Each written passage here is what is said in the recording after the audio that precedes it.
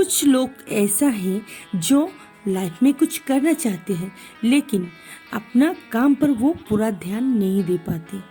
उनके लिए आज मैं एक छोटी सी कहानी शेयर करना चाहूँगी।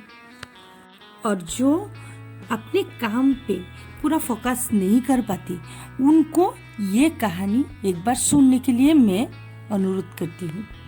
चलिए तो फिर शुरू करें। एक व्यक्ति जो अपने काम में ध्यान बढ़ाने के लिए सर्वदा मेडिटेशन करते थे और वो दूसरे को भी सिखाते थे मेडिटेशन कैसे करते हैं।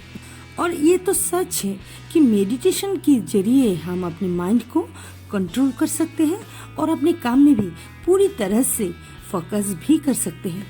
मेडिटेशन के द्वारा तुम सिर्फ भावनाओं में नहीं, रियलिटी में भी अपने सही काम में फोकस कर सकते हो। तो फिर लौटते हैं उसी कहानी में। उस इंसान को अपने गांव के लोग बहुत सम्मान करते थे और उनकी बातों को भी मानते थे। उनकी मेडिटेशन की वजह से अपने भावनाओं को कंट्रोल कर सकते हैं और वो चाहे तो अपने काम में भी पूरी तरह से फोकस भी कर सकते हैं। फिर वो एक दिन एक जंगल में जाकर अपने आँख बंद करके वो मेडिटेशन करना शुरू कर दिया।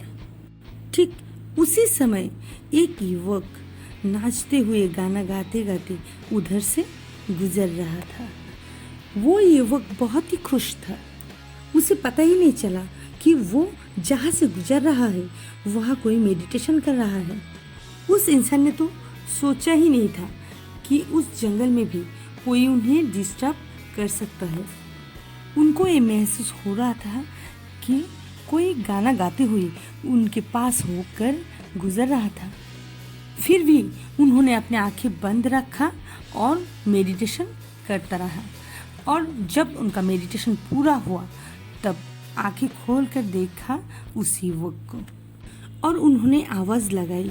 तब तक उस युवक थोड़ा सा दूर चला गया था, लेकिन उनकी आवाज़ सुनकर वो वापस उनके पास आए और पूछा कि आपने मुझे कुछ बोला।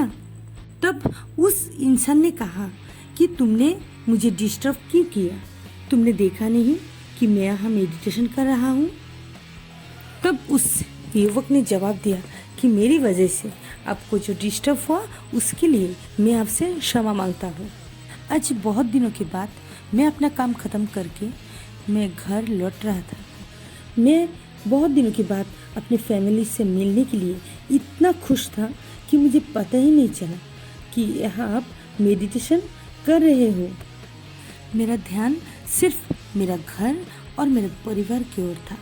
अच्छा, तो आप मुझे एक बात बताइए, आप तो यहाँ मेडिटेशन कर रहे थे, आपको तो मेरा इधर से गुजरना और मेरा गाने पे फोकस नहीं होना चाहिए था।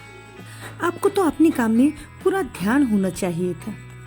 तब उस युवक की बातों से उनको ये समझ आया कि असली मेडिटेशन की वैल्यू क्या है और सच्चे ध्यान का पावर क्या है। ठीक उसी तरह तुम अपने भविष्य में क्या बनना चाहते हो, तुम अपने करियर पे ध्यान दो। आसपास क्या हो रहे हैं ये सब में अपना समय बर्बाद मत करो।